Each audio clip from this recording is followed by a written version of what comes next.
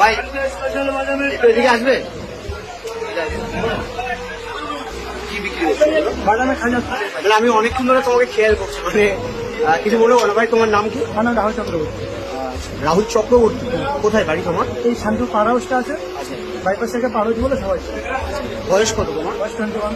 কত 21 21 বছর বয়স তো পড়াশোনা করো মনে হচ্ছে পড়াশোনা করো করতাম, আমাদের কিছু করি না সেই পড়াশোনা ছেড়ে দিয়েছো 12 ক্লাস পড়ে পড়াশোনা ছেড়ে দিয়েছো এখন তাহলে কি খাজাই বিক্রি করছো হ্যাঁ আচ্ছা কেন পড়াশোনা ছাড়লে কেন ভাই ফ্যামিলিতে কেউ নেই, বাবা নেই, নিজের সংসার নিয়ে চালাতে হয়।